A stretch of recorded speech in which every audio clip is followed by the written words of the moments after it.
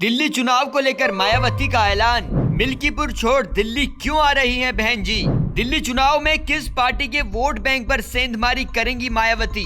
देश की राजधानी दिल्ली की 70 सीटों पर 5 फरवरी को वोटिंग होनी है, जबकि वोटों की गिनती 3 दिन बाद 8 फरवरी को की जाएगी। दिल्ली विधानसभा का कार्यकाल 23 फरवरी को खत्म हो रहा है। जैसे ही दिल्ली चुनाव की तारीखों का ऐलान हुआ, बसपा सुप्रीमो मायावती भी सामने आ गई। दिल्ली में उनकी पार्टी भी चुनाव में ताल ठोक रही है। मायावती ने सोशल मीडिया एक्स पर लिखा, बसपा ये चुनाव अपनी पूरी तैयारी और दमदारी के साथ अकेले अपने बलबूते पर लड़ रही है। उम्मीद है कि पार्टी इस चुनाव में जरूर बेहतर प्रदर्शन करेगी। मायावती ने अपने सोशल मीडिया पर लिखा, मतदाताओं से अपील है कि वो किसी पार्टी के लुभावने वादे के बहकावे में ना आकर अपने वोट का पूरी समझदारी से इस्तेमाल करके जनहित एवं जन कल्याण को समर्पित बसपा पार्टी के उम्मीदवारों को ही वोट करें।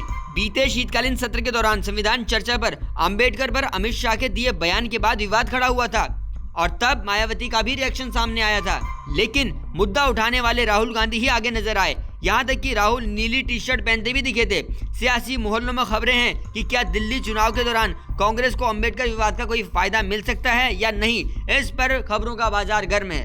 अंबेडकर के मुद्दे पर हुए विवाद के बीच अरविंद केजरीवाल ने राहुल गांधी से अलग लाइन ली थी। वैसे भी दिल्ली चुनाव में कांग्रेस और आम आदमी पार्टी एक दूसरे के खिलाफ लड़ रहे हैं। चुनावी विश्लेषकों का मानना है आम आदमी पार्टी और कांग्रेस की लड़ाई का चुनावों में अगर कोई असर होता है तो फायदे में बीजेपी दिखेगी और अब तो बसपा भी मैदान में उतरने जा रही है, तो चुनाव दिलचस्प होने जा रहा है। आपको बता दें, मायावती ने बीते यूपी उपचुनाव में मिली हार की वजह फर्जी तरीके से वोटिंग को बताया था और एक प्रेस कॉन्फ्रेंस के दौरान तो मायावती ने इतना तक कह दिया, जब तक चुनाव आयोग फर्जी मतदान रोकने के लिए सख्त कदम नहीं उठाएगा तब तक बसपा कोई भी उपचुनाव नहीं लड़ेगी। इस बार दिल्ली चुनाव के साथ उत्तर प्रदेश की मिल्कीपुर सीट पर भी वोट डाले जाने हैं। ऐसे में ताज्जुब इस बात को लेकर है कि मायावती ने मिल्कीपुर चुनाव को लेकर कुछ न कहकर सीधे दिल्ली चुनाव को लेकर लिखा और सियासी गलियारों में बातें चल रही हैं। मायावती मिल्कीपुर से ज्यादा दिल्ली विधानसभा चुनाव पर एक्टिव क्यों हैं?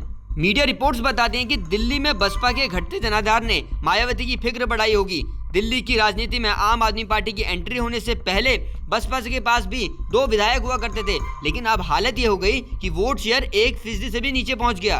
2008 के दिल्ली विधानसभा चुनाव में बसपा का वोट शेयर करीब 14% हुआ करता था।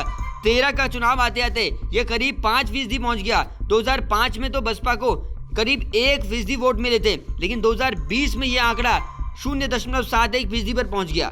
लोक नीति CSDS के मुताबिक दिल्ली में 17% दलित वोटर हैं और मीडिया रिपोर्ट्स ये भी मानती हैं कि विधानसभा चुनाव में आम आदमी पार्टी को अब 60% से ज्यादा वोट मिलने लगा है। दिल्ली में करीब दर्जन भर सीटों पर दलित वोटों का सीधा प्रभाव देखने को मिलता है, लेकिन लोकसभा चुनाव में आंकड़े कुछ और ही बताते हैं। 2019 में दलित वोटों के मामले में बीजेपी ने आम आदमी पार्टी को पीछे छोड़ते हुए 49% वोट हासिल किए थे। तब आम आदमी पार्टी को 25% और कांग्रेस को 24% वोट मिले थे।